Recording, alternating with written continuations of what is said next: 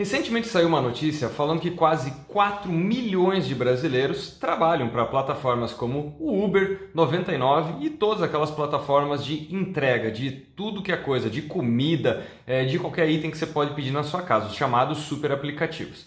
Ué, mas a tecnologia não era geradora de desemprego?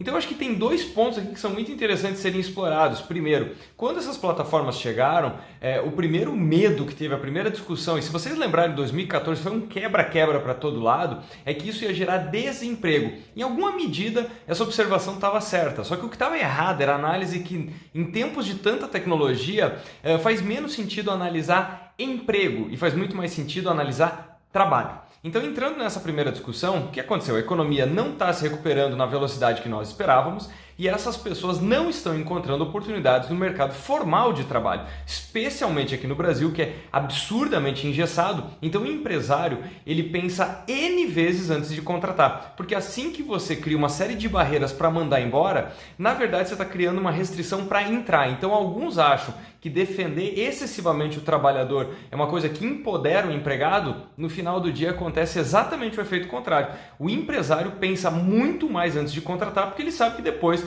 ele tem um potencial problema. Bom, dito isso, as pessoas não encontraram essas oportunidades e aí o que elas fizeram? Elas não podiam esperar a vida passar e viram nessas plataformas a chance de um dia para o outro ter uma fonte de renda. Se é a situação ideal de trabalho, eu tenho certeza que não. Tem uma discussão muito pesada acontecendo no mundo afora, que nós criamos ao longo do tempo um sistema em que uma série de benefícios sociais estavam atrelados ao emprego formal. Então é aqui que está dando problema, porque essas plataformas geram oportunidade de trabalho, mas a pessoa não tem uma série de proteções. Nos Estados Unidos tem discussões no seguinte sentido: será que quando a pessoa faz uma corrida de Uber como motorista, você não deveria recolher um pedacinho de taxas para ela ter algum benefício social proporcional àquela corrida? Então perceba que o modelo anterior de X horas por semana, X horas por mês e carteira de trabalho trazia uma série de benefícios com esse pacote.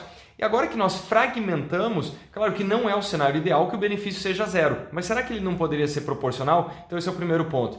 Segundo, essas plataformas deram muito certo apesar do governo. Então eu nunca vou esquecer que em 2016 alguém me perguntou: puxa, mas com a chegada de tanta tecnologia, como é que o governo fica nessa história toda?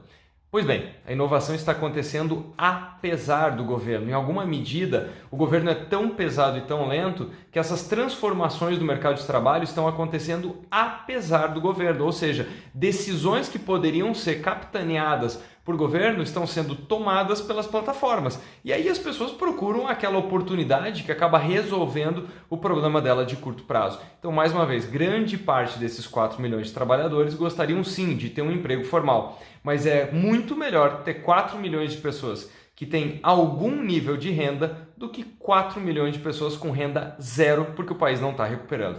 Então é muito disso que a tecnologia está fazendo. Ela está flexibilizando, inovando as relações e é muito interessante observar tudo isso. Mas lembra que antes as pessoas falavam que tudo isso estava vindo só para tomar espaço dos trabalhadores e criar um bocado de problemas. Eu acho que essas pessoas não vão concordar com essa afirmação.